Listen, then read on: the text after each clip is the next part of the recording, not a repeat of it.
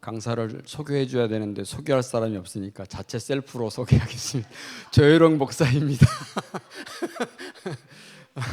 여러분 만나서 반갑고요. 오늘 두 번째 강의, 지난주 첫날 목사님께서 다시 복음을 전하다라고 해서 원론적인 얘기들, 왜 우리가 전도해야 되는지 중요한 얘기들 짚어주셨는데, 오늘은 성경 전체를 우리가 보기에는 시간이 너무 촉박하고 그렇기 때문에 큰 틀에서 성경에 나와 있는 예수님께서 왜 우리에게 전도를 강조했는지 이런 부분들을 함께 살펴보고, 오늘 우리의 교회의 삶의 현주소도 한번 짚어보는 시간을 갖도록 그렇게 하겠습니다.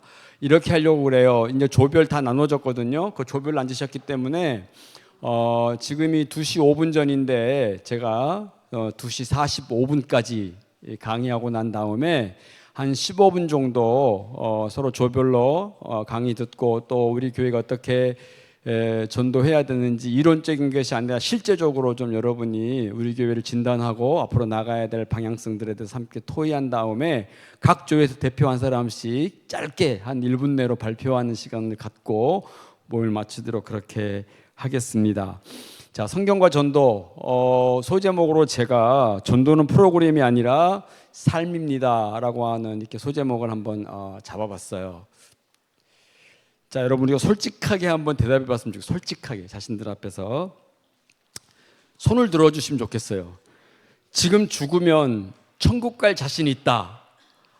한번 손 한번 들어봐 주세요. 지금 죽으면 천국 갈 자신 있다. 손을 이렇게 드시는 분도 있어요. 얼굴에 보시고. 네, 사실 우리에게 가장 중요한 질문이지만은 정말 우리가 이 부분에 대해서는 확신 있는 믿음이 필요함에도 불구하고 교회에서 이런 질문 던지면은 참 많은 고민을 되게 많이 하잖아요. 내가 과연 천국 갈 자신이 있을까? 나는 하나님의, 물론 우리가 하나님 나라의 천국 백성으로 살아간다라고 말하는데, 정말 내가 죽음 너머에서 주님과 만날 수 있는 그 천국에 대한 소망과 또 천국에 들어갈 수 있을까라고 하는 것에 대한 늘 의구심을 가지고 살아가죠. 또 하나 질문해 볼게요.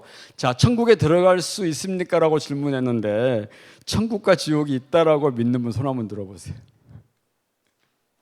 네, 이건 상당히 많은 사람이 손을 들었어요. 천국 갈 자신 있냐고 물으니까 반 정도 들고, 천국과 지옥이 있느냐고 물으니까는 거의 대부분이 다 손을 들었죠. 제가 왜 이 질문을 던지냐면, 여러분, 우리가 다 천국 갈 확신을 가지고 신앙생활을 하잖아요. 그리고 또 하나는 천국과 지옥이 있다라고 확실하게 믿어요. 근데 왜 전도 안 해요? 이게 우리 안에 아이러니하다는 거죠. 그렇잖아요. 내가 죽으면 하나님 나라에 들어갈 수 있다라고 하는 확신을 가지고 있고, 천국과 지옥이 있다라고 하는 것에 대한 분명한 신앙과 믿음을 가지고 있는데도 불구하고 우린 전도하지 않아요. 그 전도가 먼 곳에 있는 사람들이 아니라 바로 우리 가정 안에 있는 자녀들에게도 우린 자신 있게 천국과 지옥이 있다라는 얘기도 못하고, 죽으면 하나님 나라에 들어갈 수 있다라는 이 확신마저도 우리가 증거할 수 있는 그 내적인 힘이 우리 가운데 없다라는 것이, 이게 우리의 가장 큰 문제다는 거죠. 우리가 아무리 좋은 명강의를 들으면 뭐합니까? 그건 단지 우리 안에 지식으로만 우리 머릿속에 저장되어 있을 뿐이라는 거죠. 그것이 우리의 삶으로 드러나서 정말 내가 전도하지 않으면 안 되겠구나, 내 부모님이, 내 자녀들이 지옥에 가면 안 되겠구나, 나만 천국 가면 안 된다, 이 땅에서는 내가 내 자녀로, 내가 엄마 아빠로 함께 살지만 죽음 너머에서의 그 삶은 내가 예수 그리스도를 믿느냐 믿지 않느냐, 거기서 결정되는 것이죠. 근데 우리가 천국에 들어갈 수 있다는 확신이 여러분 가운데 있어요. 또 천국과 지옥이 있다라고 하는 것엔 분명한 믿음을 가지고 있어요. 근데 왜 도대체 전도하지 않느냐는 거예요. 이거는 우리에게 정말 신앙의 경종을 울릴 수 있을 만한 중요한 도전이라는 생각이 들어요. 지난주 토요일 날, 금요일이죠. 금요일 날 세계 기독교 그 박물관에 갔을 때 우리들을 막 가이드해 주시는 분이 굉장히 많은 얘기를 제자들한테 들려줬는데, 그 달란트 비유를 하면서 복음에 대한 이야기를 딱 이렇게 클로즈업 시켜서 했을 때 제가 딱 충격을 느꼈어요. 그러니까는 한 달란트, 두 달란트, 다섯 달란트 비유가 나오잖아요. 근데 다섯 달란트, 두 달란트는 하나님께로부터 받은 그 달란트를 가지고 열심히 일을 해서 갑절로 하나님 앞에 영광을 돌렸단 말이에요. 근데 한 달란트 받은 사람은 그것을 땅에 묻어놨다라고 그렇게 얘기를 하시면서 그걸 복음으로 비유하더라고요. 하나님 우리 모두에게 다 복음을 주셨어요. 그렇잖아요. 그 복음을 주신 것은 증거하도록 주신 거예요. 증거해서 우리가 갑절로 하나님 앞에 남겨야 되는 것이죠. 근데 우리는 그거를 우리 안에만 가지고 있고 땅에 묻어놔 버리는 거죠. 그럼 묻어놔 버리면 그냥 묻어놔 버린 걸로 끝나는 것이 아니라 달란트 비유에서 어떻게 나와요? 결국 하나님께서 그것마저도 다 빼앗아 버려서 결국 하나님 앞에 내어 쫓김을 당해서 슬피하며 슬퍼 우는 일까지 벌어져 버린다는. 그래서 여러분 우리가 복음을 전하지 않으면 안 되는 이 중차대한 사명이 우리 교회 가운데 있다 하는 생각을 들어요. 또 하나 도전을 드리면 여러분 우리가 한 달 동안 정말 귀한 강의를 여러분이 다 듣는단 말이에요. 아마 여러분이 이 전도 강의를 이번 2026년 6월만 듣는 게 아닐 거예요. 우리 교회가 세워져서 여기까지 오는 동안에 정말 많은 시간을 여러분들이 전도와 선교에 대한 이야기를 들었을 거란 말이에요. 그렇잖아요. 그럼에도 불구하고 여전히 우리 교회가 정체되고 계속해서 교인들이 늘어나지는 이유는 뭘까요? 바로 우리가 천국과 지옥이 있다라고 하는 확신을 가지고 있는데도 불구하고 내가 죽으면 하나님 나라에 들어갈 수 있다라고 하는 확신이 있음에도 불구하고 그거는 내 안에만 존재하는 복음으로 간직되어 있기 때문에 그런 거예요. 그 복음을 전하고 그 복음을 필요로 하는 사람에게 증거해서 그 사람으로 하여금 다시 복음을 받아들일 수 있는 이런 챌린지가 이루어질 때에 그게 하나님 나라의 확장이 이루어지는 것이고 교회 부흥의 단초를 마련할 수 있다라는 것입니다. 그런 의미에서 오늘 제가 여러분에게 도전을 좀 드리려고 합니다. 짧은 시간이지만 세 포인트로 제가 강의를 좀 하려고 그래요. 짧게. 성경이 말하는 전도의 의미는 무엇일까? 그리고 예수님의 전도 방법은 무엇일까? 삶 속에서 실천 가능한 전도는 도대체 무엇일까? 이 세 가지로 간략하게 좀 말씀을 드려보려고 해요. 자, 첫 번째, 성경이 말하는 전도의 의미의 이해예요. 여러분, 제가 어느 교회에 사역자로 있을 때 전도 특공대를 맡았어요. 부서 이 사역 중에 전도 특공대였거든요. 목요일 날 1시 반에 전도대 한 10명 하고 열심히 기도하고 난 다음에 아파트가 막 지어지고 있는, 엘리베이터도 안 타고 아파트 1층부터 15층까지 막 오르내리면서 그 전도지 돌리고 또 이미 입주에 들어가 있는 부분에 초인종 누르면은요 물바가지 맞은 적도 있고 우리 불교 믿어요라고 말하는 사람도 있고 교회 안단에 별별 소리를 다 들었어요. 어떤 사람 소금 뿌리는 사람도 있었고. 그때 여러분 제일 많이 찾아온 게 뭔지 아세요? 거절감이었어요. 거절감. 마음의 상처를 얼마나 많이 받았지. 그래서 제가 목사 찾아가가지고 목사님 전도 거기 안 맡을래요. 다른 부서로 옮겨주세요 하고 싶은 마음이 여기까지 나왔지만은 그걸 제가 2년을 맡으면서 참 많이 우리 안에 상당히 많은 거절감이 마음 가운데 있었는데 우리가 전도할 때 제일 어려운 게 거절감이에요. 거절감. 그러잖아요. 더군다나 우리가 다 지식이 높고 또 공부한 가방끈이 높고 사회적인 지위를 가지고 있는 사람들은요 전도하기가 더 어렵습니다. 혹시나 내가 전도하다가 나의 소셜 포지션이 침해를 당하면 어떨까라고 하는 것에 대한 이 염려 때문에 우리가 사실은 전도하기가 굉장히 어렵다라고 하는 것이죠. 또 하나는 뭐예요? 소중한 관계가 불편해질까 걱정되는 것이죠. 오랫동안 관계 속에서 잘 지내고 있어요. 이웃집이에요. 예수를 믿지 않아요? 정말 오랫동안 커피 타임도 하고 식사 모임도 같이 하고 그랬는데 그 이웃 사람이 내가 교회 다니는지를 전혀 알지 못했는데 갑자기 내가 가서 야 우리 교회 한번 나와, 우리 교회에서 아주 초청잔치가 있는데 한번 나와줄래? 라고 얘기했을 때에 상대가 어떻게 반응할까? 라고. 그래서 내가 소중한 관계가 깨어지면 어떡할까라고 하는 것에 대한 이 염려 때문에 우리는 전도하기를 굉장히 많이 꺼려 한다라는 것이죠. 또 하나는 뭐냐면은 내게 믿음이 부족하다고 느끼기 때문에 그런 거예요. 괜찮아요. 난 믿음이 부족하다라고 하는 것이죠. 여러분 전도를 제일 잘하는 분이 어떤 분인 줄 아세요? 어떤 분일 것 같아요? 초신자예요. 초신자. 예수 믿고 변화되어 그 주님의 기쁨에, 그 주님 주시는 그 놀라운 그 구원의 기쁨에 감격해서 완전히 그걸 갖다 이웃에게 전하지 않으면은 가슴이 완전히 불이 타는 듯한 그 느낌이 오기 때문에 전도를 제일 잘하는 게 초신자들이에요.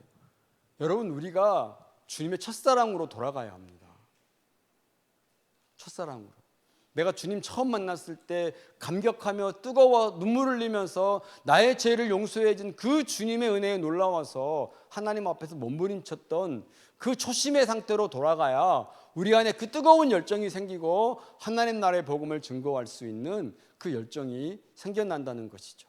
그런데 우리 안에 이 거절당할까 봐의 두려움이 있거나 소중한 관계가 불편해질까 봐 걱정되거나 내 믿음이 부족하다고 느끼는 이런 일들이 우리 안에 생기게 되어지면은 정말 여러분, 전도하는 게 정말 어렵습니다.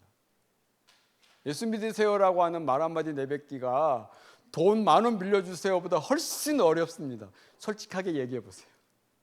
그냥 이웃집에 가서 친구에게 야, 나 10만 원만 빌려줘, 내가 곧 갚을게 라고 하는 말이 더 어려워요? 아니면 야, 너 예수 믿어, 우리 교회 나와봐 라고 하는 말이 더 어려우세요?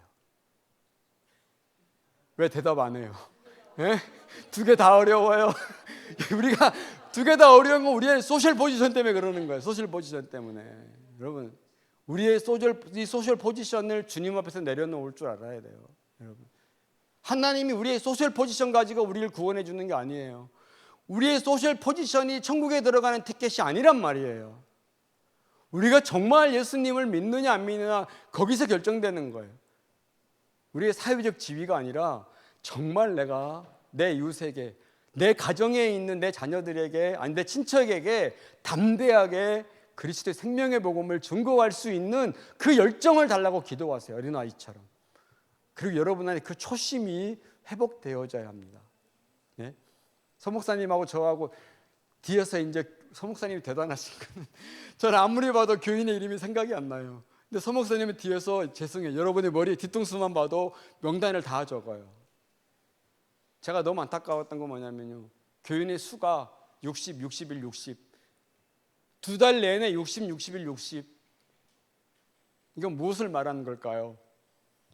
우리 안에 가지고 있는 하나님 주신 우리의 복음을 우리 안에만 가지고 있고 우리는 그것을 밖으로 증거하는 일에 두렵고 또 소중한 관계가 불편해질까 봐 내 믿음이 부족하다는 것 때문에 드러내지 않는다는 것이죠. 멀리 있는 사람에게 전하라는 게 아니에요. 가까운 우리 친척이나 우리 자녀들에게 복음을 전가할 수 있는 그 담대함이 우리 교회에 필요하다 하는 생각을 하게 합니다. 자, 그러나 기억할 점은 전도는 완벽한 사람만이 일이 아니에요. 전도는 잘 훈련되어진 사람이 전도를 잘하는 게 아니에요. 전도 강의를 수백 번 들은 사람이 전도를 잘할까요? 아니라는 거죠. 예수님을 사랑하는 사람이 전도를 잘해요.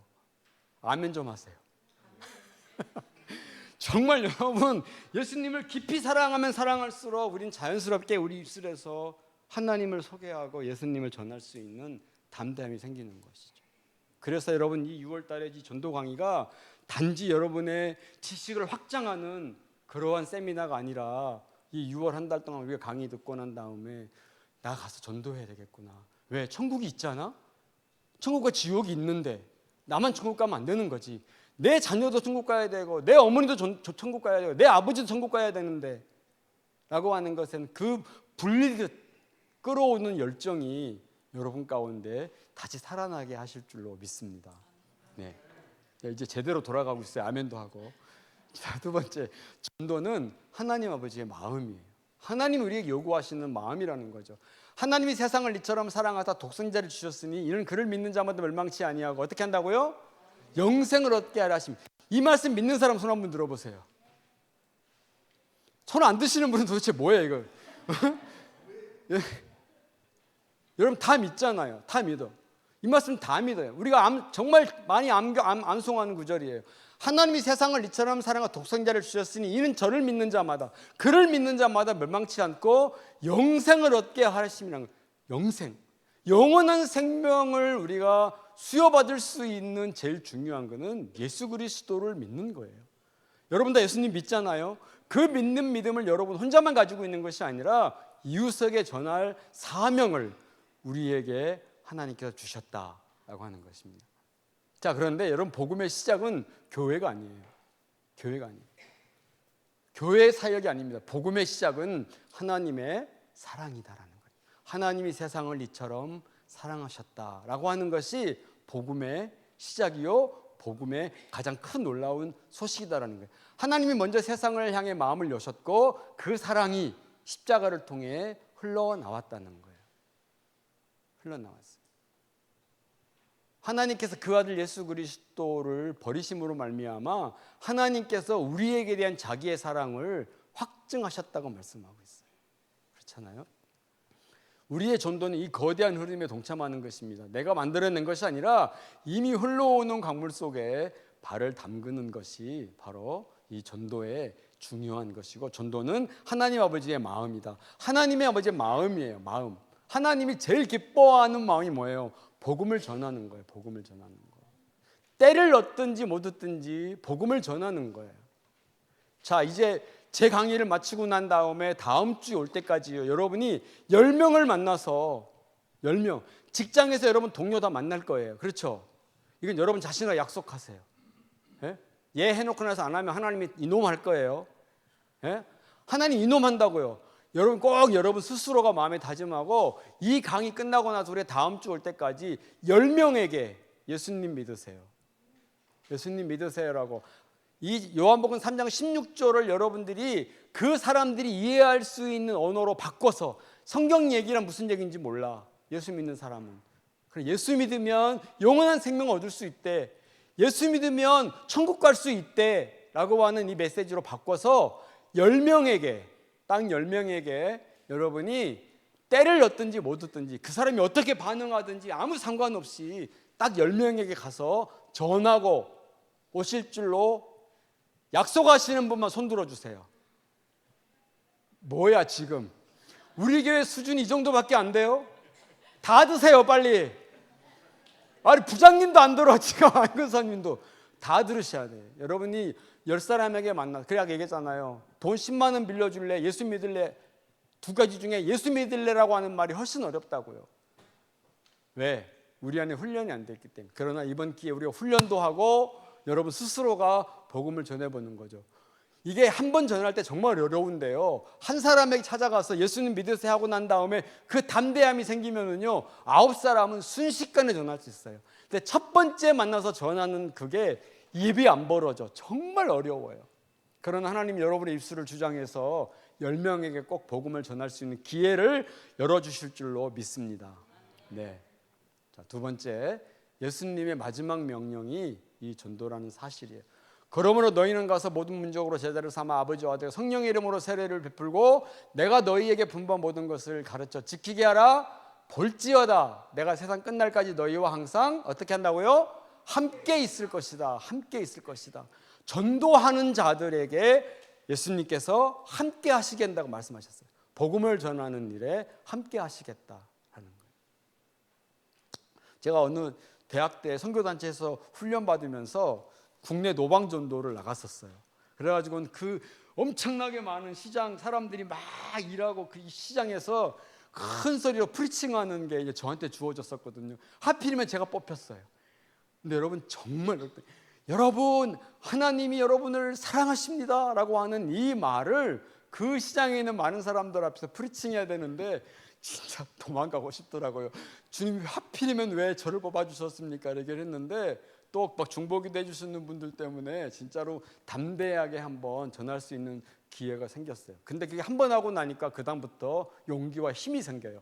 그리고 예수님께서 함께 계신다라고 하는 것에 확신이 생기니까 더 자신 있게 그들이 듣든지 아니 듣든지 그들이 내 목소리에 반응하든지 반응하지 않든지 간에 전할 수 있는 사명감이 생겨나더라는 것이죠. 여러분들도 꼭 10명, 여러분 이 명령은 선택이 아니에요. 해도 되고 안 해도 되는 것이 아니라 우리 모두에게 주신 주님의 듀티입니다. 명령이에요. 커맨드먼트, 듀티예요. 듀티. 이건 해야 하는 거예요. 교회에게 주신 사명이에요. 교회가 전도하지 않잖아요. 그러면 무슨 죄인 줄 아세요? 직무유기예요. 직무유기란 말이에요. 교회의 많은 일들, 전도, 교회에 많은 일, 교회에 많은 예배 드리는 것 외에 교회에 많은 일들이 있잖아요. 그 많은 일들 중에 우리가 정말로 제1 이 듀티로 지켜야 되는 게 뭐냐? 전도예요. 근데 교회가 전도하지 않잖아요.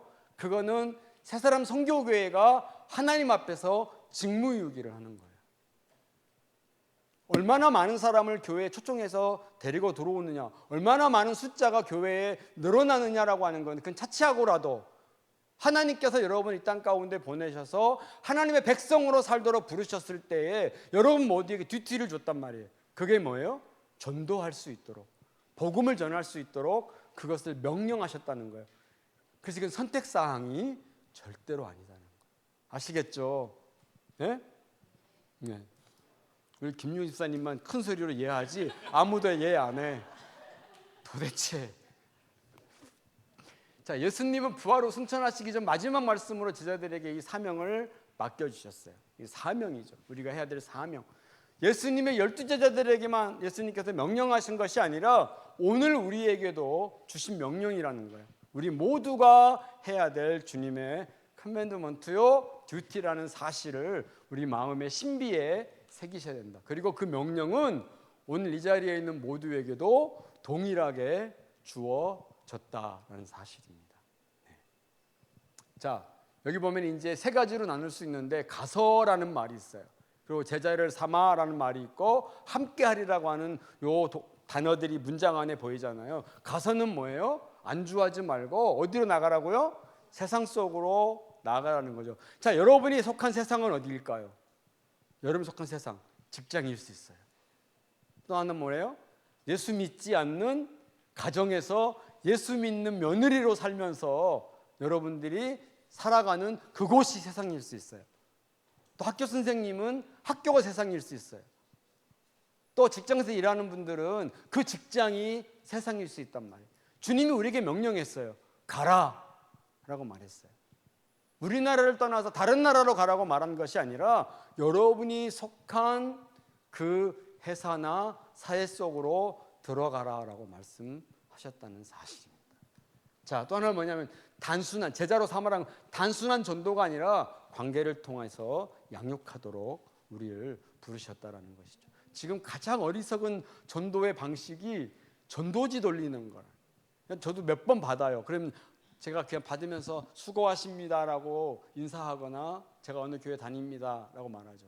휴지에다가 사탕 하나 하든지 또 차 한 잔 끓여가지고 나눠주는 교회도 있고 상당히 많은 다양한 방식으로 교회들이 전도를 하고 있어요. 그러나 제가 생각하기에 가장 전도를 효과적으로 일으킬 수 있는 게 뭐냐면 관계인 것 같아요. 관계. 내가 그리스도인인데 그 그리스도인다운 삶을 내 이웃에게 보여줄 때에 그 사람이 감동을 받고 새사람 선교회가 어떤 교회일까 기대와 관심을 갖게 되는 것이죠. 근데 교회 안에서는 정말 신실한 그리스도인으로 살고 있는데 교회 밖에서는 전혀 그러한 그리스도의 향기나 그리스도의 편지의 역할을 하지 못하게 되면 오히려 그것이 전도의 문을 막는 오히려 반작용으로 나타날 수밖에 없다라는 걸 우리가 유념하셔야 된다는 것이죠. 근데 여러분 이건 혼자 가는 게 아니에요. 누가 함께 가죠?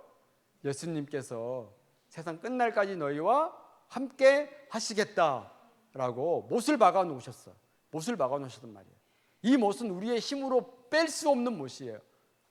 주님께서 명확하게 이 못을 박아놨기 때문에 우리가 무엇을 하든지 어디를 가서 어떻게 복음을 전하든지 간에 우리와 함께 하신다라고 하는 이 명령을 우리에게 주셨음을 우리가 기억해야 하는 것입니다. 자, 전도는 사랑이 흘러가는 것이다. 사랑이 흘러가는 것이다.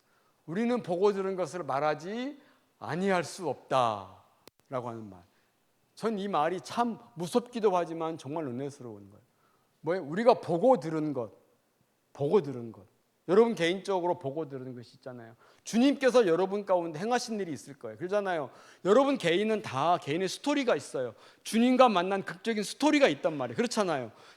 지금까지 살아오면서 여러분 한 번도 주님이 여러분을 터치하지 않았을까요? 아니라는 것이죠. 분명히 주님께서 여러분을 만지셨고 터치하셨고 여러분의 삶의 어려운 문제들을 하나님이 다시 역전시키시고 회복시켜 주셔서 여러분 안에 하나님이 주신 간증이 있어요. 내가 만난 하나님. 그렇잖아요. 그리고 들은 하나님, 우리 메시지를 통해서 얼마나 많은 여러분 메시지를 통해서 설교 말씀을 듣습니까? 그것을 우리가 말하지 아니할 수 없다라고 사도행전에서 못을 박아놨어요. 베드로와 요한은 위협 앞에서도 침묵할 수 없었어요. 그들이 침묵할 수 없었던 이유는 열정이나 의무감이 아니라 뭘 경험했다고요? 은혜를 경험한 거야. 은혜를 경험하면은요 감당이 안 돼요. 감당이 안 돼요. 아마 여러분들 유튜브에서 이미 다 들으셨을 것 같아요. 제가 최근에 어떤 목사님 소개로 그 목사님 설교 한번 들어봐 그래가지고는 제가 우연히 한번 들어가서 들었던 목사님이 강보영이라고 하는 목사님이세요. 이분이 이제 그 내가 만난 하나님이라고 하는 주제로 원투 해가지고는 한 2시간짜리를 4시간을 들어야 되는데 2시간짜리만 제가 전편만 들었었거든요. 이분이 정말 잘 나가는 의사였습니다. 그리고 결혼한 그 사모님이 굉장히 부잣집에 아주 갑부 부잣집의 딸이었는데 결혼하게 됐고 그 가족 그 대대로 다 목사님이었는데 이 강보영 목사님만 목사가 안 되고 의사가 된 거예요. 그래서 돈을 엄청나게 많이 벌었었어요. 돈을 많이 버니까 인생이 어떻게 되겠어요? 약간 이제 곁길로 가기 시작한 거죠. 그래서 결국에는 그 사모님하고 이혼하게 됐어요. 이혼하게 되고 아들이 하나 있는데 그 아들이 결혼하기 위해서 며느리를 데리고 들어왔는데 이분이 예수 만나기 전에 너무 강팍한 성질을 가지고 있어가지고는 거기서 막 아들을 야단을 치고 막 며느리를 야단을 쳤나 봐요. 결혼할 며느리를. 그래가지고 그 아들이 아버지하고 헤어져 버린 거예요. 난 당신을 절대로 아버지로 부르지 않을 것이다 라고서는 이제 가버린 거죠. 그래서 홀로 남게 됐어요. 홀로 남게 되어져서 있는 재산들 다 이제 소진하고 난 다음에 빈털터리가 됐을 때에 하나님이 찾아오신 거예요. 그리고서는 이 강 목사님을 만나고 나서 인생의 새로운 변화의 변주를 만들어 주셨어요. 그리고 길거리에 완전히 버려져서 문신하고 완전히 뭐 하여튼간 길거리에서 완전히 그냥 막 돌아다니는 아이들의 23명을 자기 집으로 다 데리고 와서 그 23명을 케어하기 시작했어요. 의사니까 기본적인 있잖아요. 그래서 케어하고 이들을 돌보기 시작하면서 자기 안에 만난 하나님의 은혜를 이 아이들에게 나누기 시작했습니다. 그래서 이 아이들이 길거리에 버려진 아이들, 중학생들, 고등학생들 해가지고 23명을 데려오는데 조건이 있어요. 대학에 들어가면 내보내는 거야. 대학에 들어가면. 그래서 등록금까지 다 마련해서 대학 졸업할 때까지 도와주고 대학에 들어가면은 이제 다시 그 집을 떠나야 되는데 최근에 이제 제가 그 간증을 들으면서 거기에는요 목사님이 몇 명이 나왔는지 몰라요. 목사님, 교수, 사회적인 지위를 가지고 있는 분들, 물론 그 중에는 또 개망난이처럼 그냥 세상으로 돌아간 친구들도 있지만은 제가 그분의 간증을 들으면서 야 이게 인간의 힘으로는 불가능하고 하나님의 은혜가 그 마음속에 들어와서 그의 삶을 지배하기 시작하니까 이렇게 완전히 새로운 사람으로 바뀌게 되는구나 하는 생각을 제가 하게 됐어요. 여러분 우리 안에 은혜가 필요해요. 다른 것보다 무엇보다 우리가 기도할 게 뭐냐? 하나님 내 안에 하나님의 은혜를 부어주시옵소서. 하나님의 은혜에 젖어서 내가 이 받은 은혜를 어떻게 할 수 없어가지고 전하지 않으면 안 될 만한 그 뜨거운 은혜가 여러분 우리 교회 안에 필요하고 여러분의 개인의 삶에 필요하다는 것이죠. 하나님께 받은 사랑을 깊이 여러분이 경험하는 것이 중요합니다. 그래서 나누면 자연스럽게 이루어질 수밖에 없죠. 진정한 은혜는 저절로 흘러넘칩니다. 억지로 전하는 것이 아니라 넘치는 것을 나누는 것이에요. 넘치는. 저희 어머니가 이제 연세가 한 80쯤 되셨어요.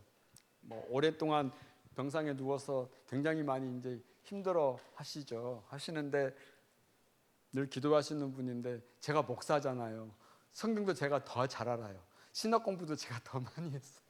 그런데 제가 집에 가면은 어머니가 하는 얘기가 아들아 예수 잘 믿어. 기도해. 예수 잘 믿어야 돼. 기도해.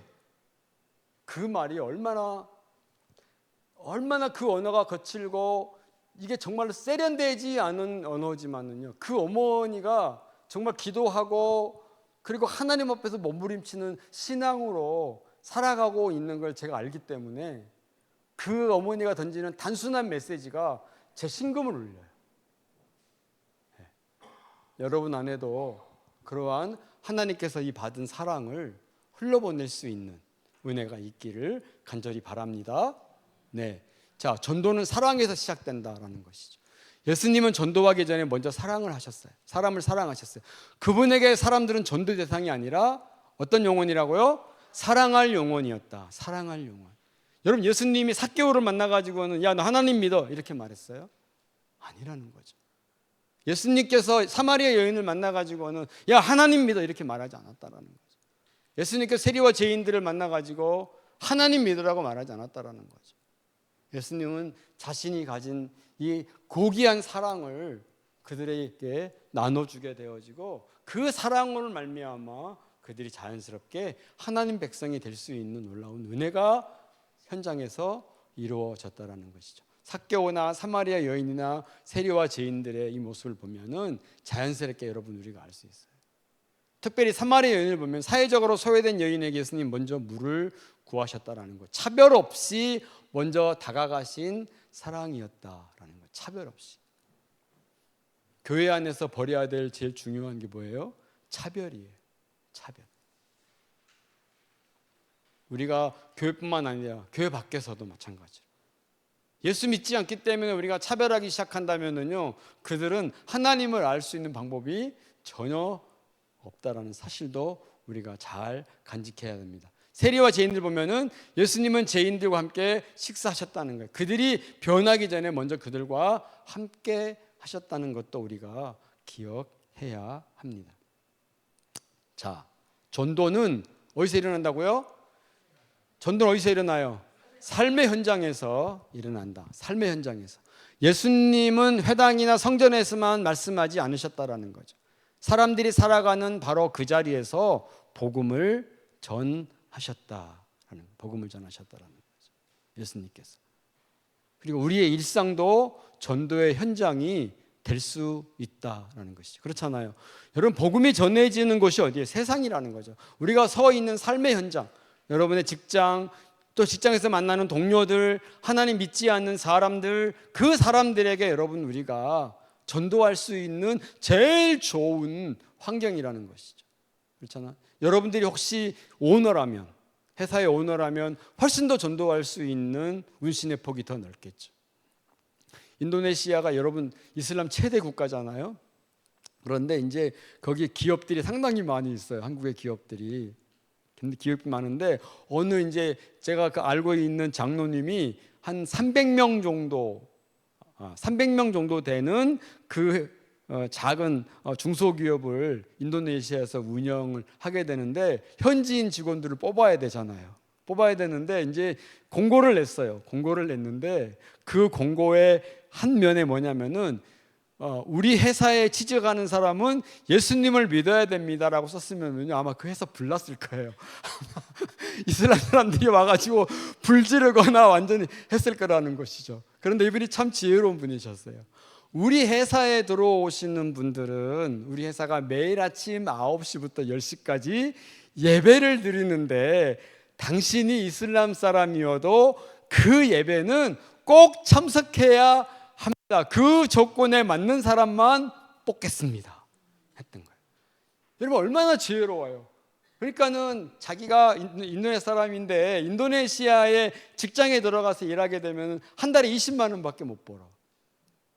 한 달에 20만 원. 조금 더 받으면 30만 원도 벌거든요. 근데 한국 기업에 들어가면 그거보다 더 많이 60만 원, 70만 원 벌으니까 여러분 어떻게 하게 되겠어요? 들어가고 싶어서 안달이는 야 다 좋아. 뭐 예배 1시간 드리지 뭐. 그래서 300명이 순식간에 채워졌어요.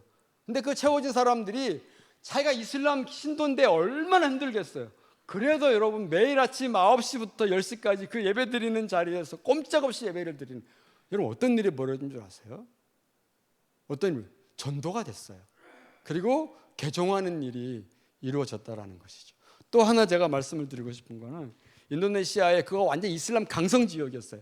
뭐 사방대가 머스짓이 있었던 시골로 갈수록 더 강성 지역, 도시보다. 그런데 한국 선교사님 한 분이 거기에서 이제 유치원을, 아주 가난한 동네 유치원을 열었어요. 유치원을.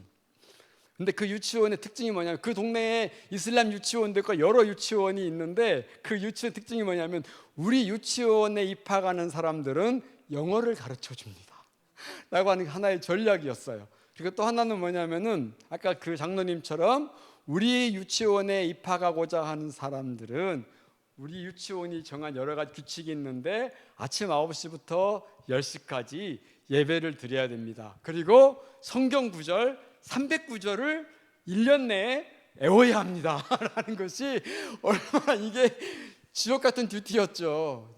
근데 이슬람 이 유치원이 워낙 그 동네가 버려진 아이들이고 교육받지 못한 아이들이 너무 많으니까 그걸 공짜로 교육을 시켜주는 거예요. 그러니 여러분 어때요? 줄을 쓰는 거예요. 줄을. 제가 거기 여러 번 방문했거든요. 여러 번 방문했는데 명단, 그 리스트에 대기 명단이 엄청나게 많이 대기 명단이 있어요. 그래서 100명을 이제 유치원에 입학을 시켰는데요. 제가 깜짝 놀랐어요. 그 유치원이 1학년, 2학년, 3학년 이렇게 되어 있거든요. 딱 들어갔더니 그 김충환 선교사님이 자, 우리 한국에서 손님들이 왔는데 우리 유치원이 어떤 유치원이 보여줘 하고 시작하니까는요, 아이들이 합창으로요 성경 10구절 암송해요. 와, 제가 깜짝 놀랐어요. 이 친구들이 다 이슬람 친구들이에요. 이슬람 친구들인데 성경 구절을 완벽하게 암송해요. 그리고 예배 드리는 것에 대한 불편함이 없어요. 그럼 어떤 일이 일어날까요? 동네에서 난리가 날 거 아니에요. 저 한국 선교사가 와가지고는 포교하려고, 전도하려고 유치원 세워놓고 난 다음에 이렇게 그냥 사기로 다 유치원 불러들여가지고는 다 기독교식으로 교육시키고 나중에 다 개종시키려 한다라고 해서 막 화염병 던지고 불 지르고 고소하고 그럴 거 아니에요? 정반대의 일이 일어났어요. 우리 아이 기독교식으로 교육시켜도 좋으니까 제발 입학만 시켜주세요. 서약서 다 받고 그렇게 교육해도 전혀 컴플레인 걸지 않고 서약해가지고요 대기자 명단이 줄을 섰다라는 거예요. 제가 보고 깜짝 놀랐어요. 삶의 현장에서 전도가 자연스럽게 이루어지는 것을 보게 됐죠. 물론 여러분들 회사의 오너라면은 그렇게 못하겠죠. 한국에서는 난리 나겠죠. 그러나 우리가 하나님께서 지혜를 주셔서 내 안에, 우리 회사 안에 그리스도를 믿지 않는데 정말 신실하게 일하는 이 친구들에게 복음을 전할 수 있는 기회가 열려졌으면 좋겠어요. 또 우리 가족이 다 예수 믿는 가족일 수 있지만은 내 부모님이 예수를 믿지 않을 수 있고 내 자녀들이 예수님 믿다가 실족해서 교회 안 나오고 여전히 가나안 성도로 교회 집안에 머물러 있는 자녀들도 있을 거라는 것이죠. 여러분만 천국 가면 되겠어요? 에? 여러분이 참 죄송하지만 여러분이 사시고 난 다음에 돌아가셨어. 돌아가실 때까지 자녀들이 예수 안 믿었어. 여러분이 한 번도 자녀들에게 예수님 믿으라고 말하지도 않고 천국과 지옥이 있다는 얘기도 안 하고 예수님 믿으면 천국 간다는 얘기 한마디도 안 하고 여러분들이 다 돌아가시고 하나님 나라에 갔어요. 그럼 그 자녀들은 어떻게 하는 거예요? 에이, 누군가가 전하겠지. 여러분, 그게 아니라는 거죠. 여러분들이 살아계실 때 내 부모님에게, 내 자녀들에게 때를 얻든지 못 얻든지 복음을 전할 수 있는 그 기회를 얻고 하나님에게 지혜를 구해서 자녀들이 교회에 나올 수 있도록 우리가 최선을 다해야 된다. 왜? 안 하면 직무유기야. 예? 직무유기라고요.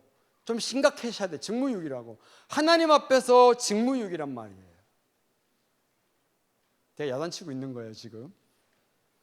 자, 병든 자, 아픈 사람 곁에 계셨습니다. 치유와 복음이 분리되지 않았다는, 고통의 현장이 은혜의 현장이 되어졌다라는 것입니다. 전도하는데 제일 좋은 곳이 어딜까요? 병원이.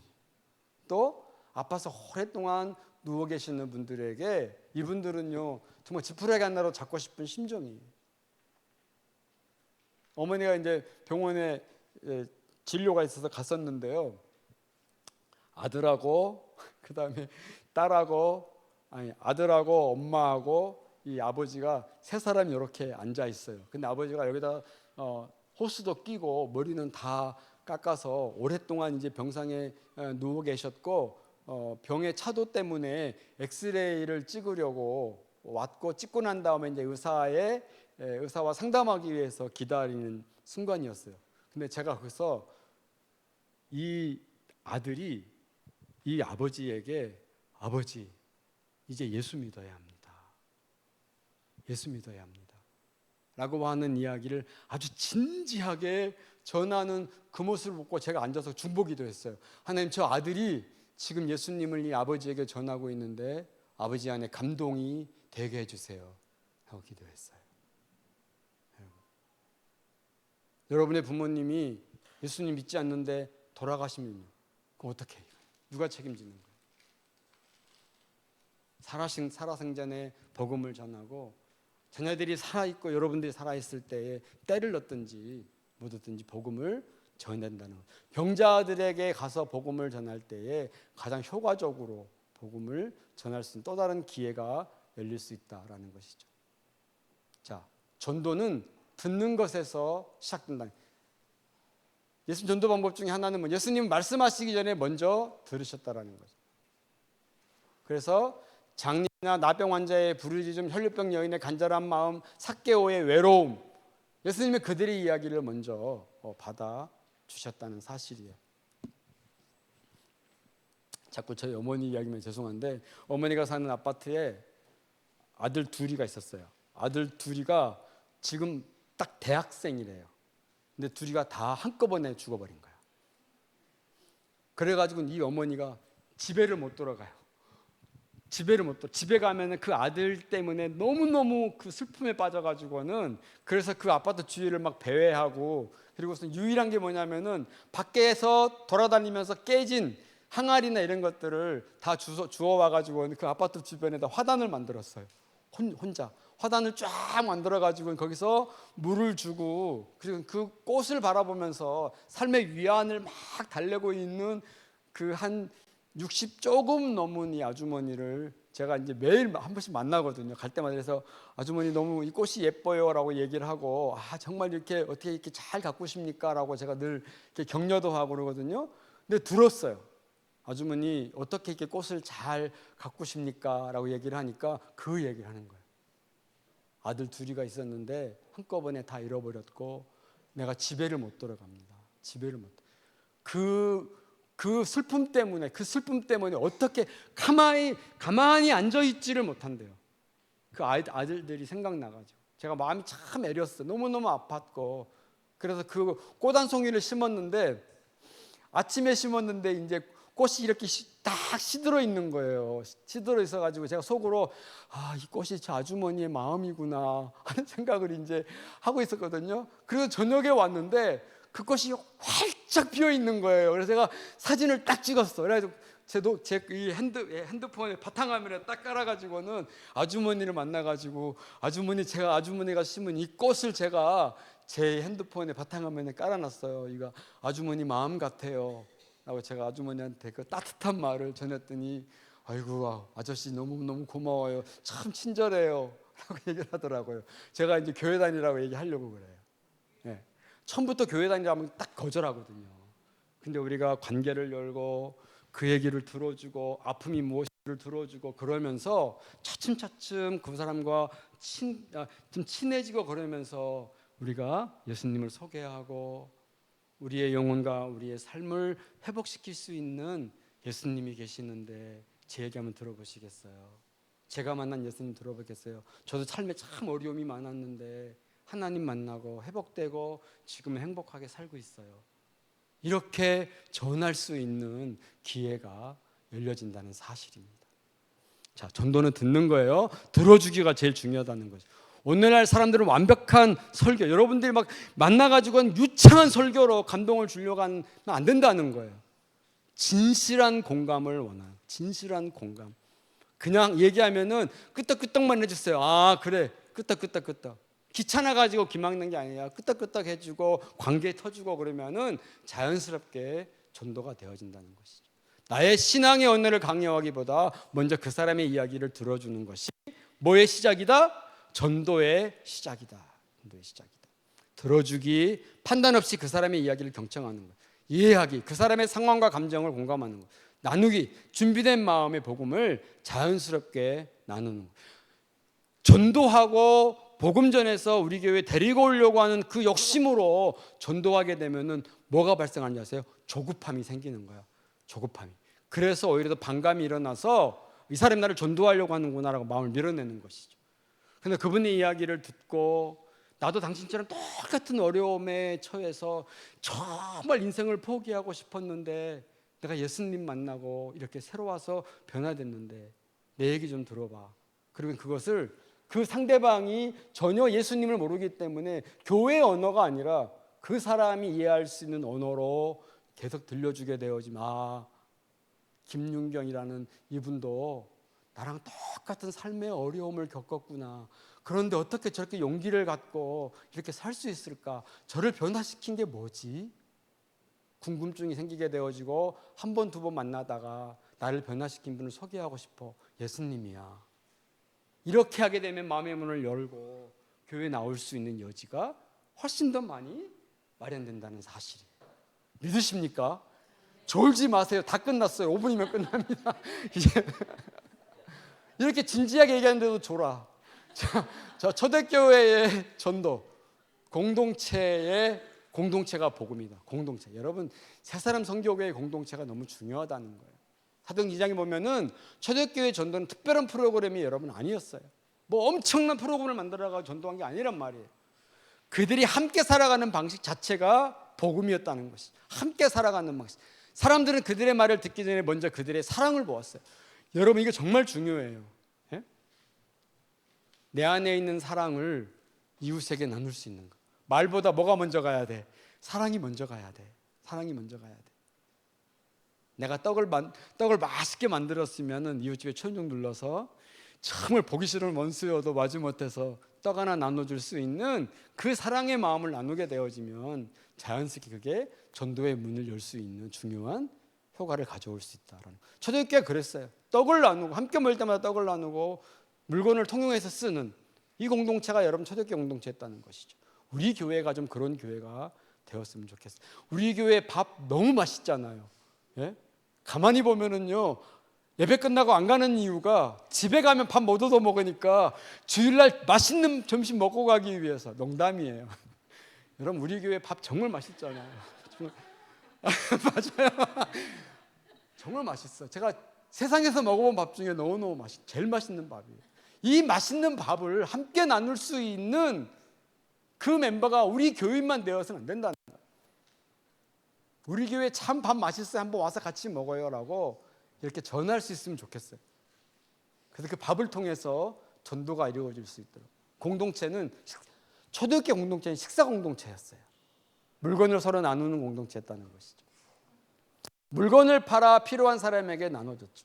날마다 성전에서 기도하며 함께 전도가 폭발적으로 일어나도록 함께 모여서 기도했다는 것이죠. 너무 죄송해요, 여러분. 오늘 제가 마이크 잡았으니까 어쩔 수 없어. 45분까지는 끝낼 거니까 뭐 지적하고 싶은 거 많아요. 여러분 개인적으로 참 많이 기도 열심히 하는 거 다 알아요. 그렇잖아요. 여러분 개인적으로 하나님 앞에서 또 집에서 참 많이 기도하는 거 알고 있어요. 그러나 여러분 교회가 살아 움직이는데 제일 중요한 게 두 가지가 있어요. 기도와 전도예요. 저는 우리 교회에서 기도의 소리가 좀 생겨났으면 좋겠어요. 여러분의 기도 소리가 여러분 귓가에 들리도록 기도 소리가 좀 이렇게 교회 안에 들리고 해서 우리 교회는 기도하는 교회. 또 하나는 우리 교회는 때를 얻든지 못 얻든지 간에 전도하는 교회. 그게 교회의 아주 중요한 교회를 성장시키고 부흥할 수 있는 요소가 된다는 사실이에요. 자, 끝났어요. 끝났는데 하나만 제가 더 얘기할게요. 결론적으로. 자, 결론이에요. 제가 물어볼게요. 물어보는 거 10명에 가서 여러분이 꼭 예수님 믿으세요 얘기하는 거 숙제 하나. 또 하나는요. 자, 물어볼게요. 여러분이 우리 교회를 그 누군가에게 한 번이라도 자랑해 본 사람 손 들어 보세요. 꽤 많네. 여기는 아주 확실하구만. 예? 여기는 확실해. 전도. 교회 자랑하셔야 돼. 교회 자랑. 새사람 선교교회는 참 좋은 교회예요.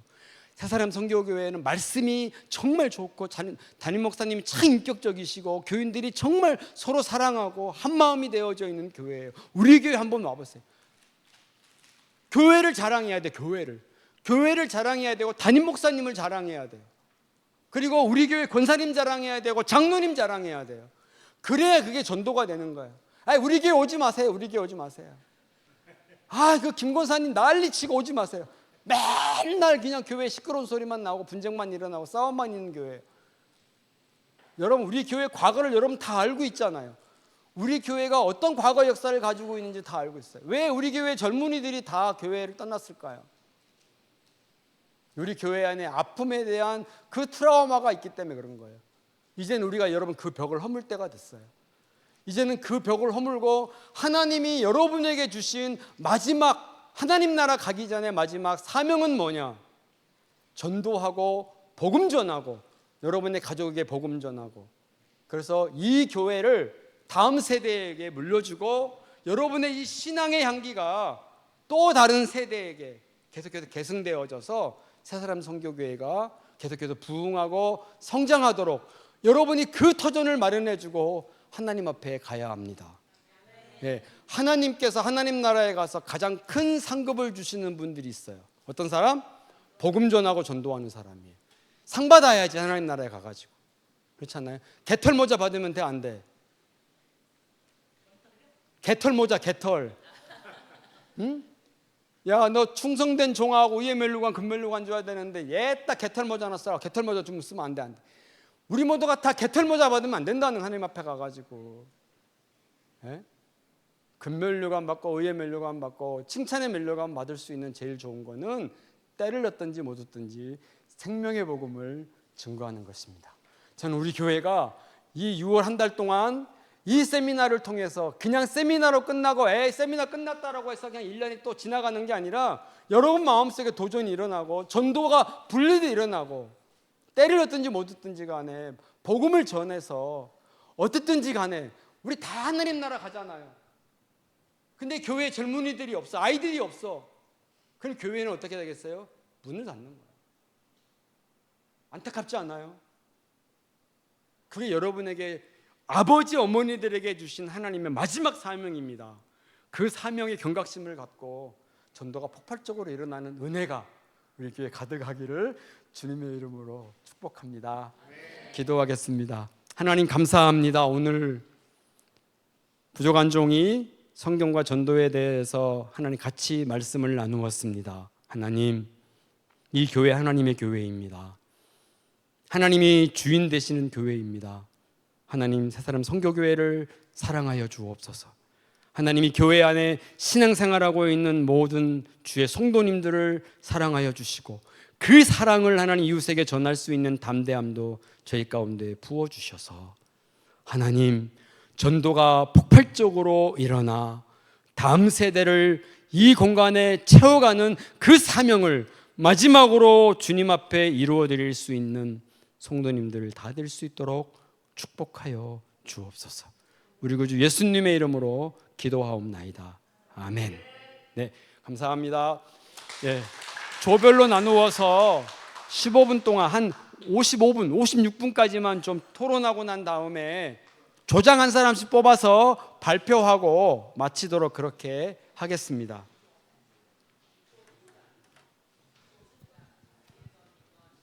거기 조별로 1조, 2조, 3조 다 나눴기 때문에 조별로 앉아서 강의 들은 것도 좋고 여러분들이 나눌 수 있는 것도 좋고 했으면 좋겠습니다.